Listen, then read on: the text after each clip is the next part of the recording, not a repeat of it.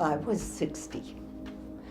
John was probably 61 at that time. So one day, John came home from wherever he was and walked in the door, said hi to me.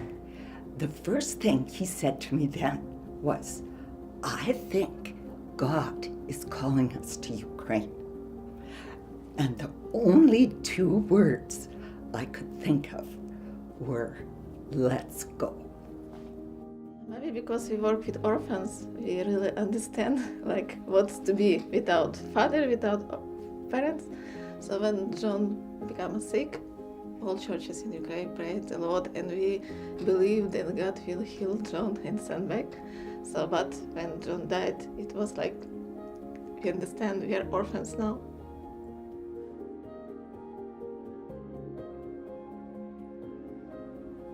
John and I actually were on different tracks, but this track was leading us to the same place. John's track was that our church had sent a team to Ukraine, and they came back and kept communicating how their missions trip went there. And it was fascinating. We didn't realize all of these things that were going on in Ukraine. And John just kept assimilating more and more information. And for me, the track was a little bit different. It wasn't specifically Ukraine, but mine had been a trip or two to Mexico on missions to build houses. And I just was amazed how 1 week could impact a family and a community so much.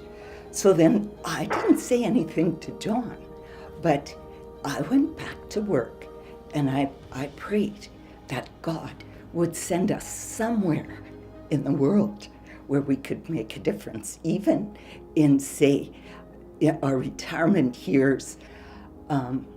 And John's and my history actually goes back to Ukraine as well. But that really had nothing to do with our going there. We just felt it was God's call. We got to know both John and Evelyn through Anya's previous work. She used to teach English plus Bible, and John and Evelyn helped with those courses. It was outreach for professionals, so we've interacted with them for about a year, and they just helped with English. And after that, they invited us to join them as a team, as co-workers, to help them start the church and ministry to aged out orphans. And we had the privilege of working with them shoulder to shoulder for 3 years. The first year of New Hope Church was small, and it was a small family of 30, 40 people, and we had a celebration, and Evelyn cooked some meal, and we had tables in our small rented facility, and John was going to have plates and just serve people. And one of the ladies said, "No, you can't do it as a pastor. You need to sit up front and we need to serve you." And he said, no, this is my ministry. I'm serving you here. She was so amazed. She said, "This is unbelievable that pastor serves the congregation this way." Mm-hmm. And that's just a small example of many, many other examples we saw of them really serving people and people being amazed.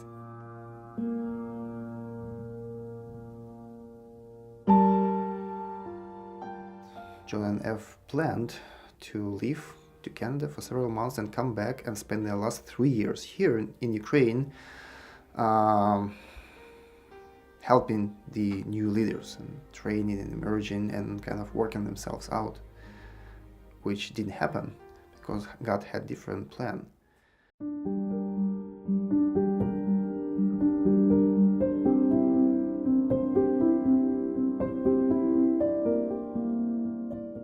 Yeah, everybody really felt discouraged, and everybody thought, like, what's next? No, how is the church going to be now without pastor? And they knew who they lost. It was a big loss for everybody. At the same time, Holy Spirit continued to work. So all Ukrainian leaders, as I said, assumed responsibilities, and that was very good, because that's how we began to grow even more.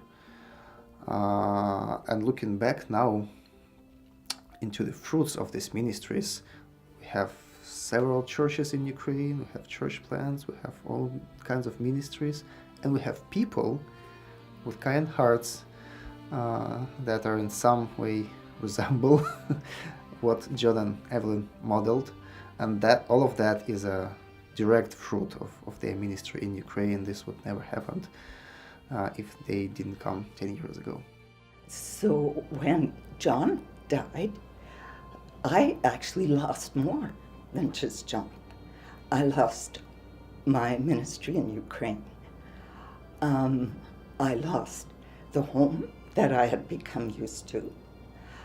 I lost the friends that I had there.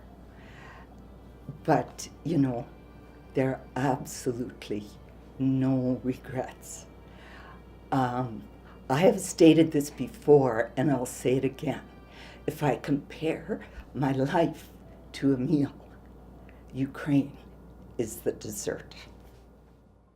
I dream of a living, active, grace-filled, spirit-filled church filled with leaders who love people and who continue to minister to the most needy. It seems like God is working in Ukraine in a very interesting way. Even though the country is suffering, the economics is suffering, the war is there, people are open. People are open to the gospel, and as churches in Ukraine, we do want to use this opportunity, because we never know how long this is going to happen. So I think the church really can change community. So I dream that churches in Ukraine will change community.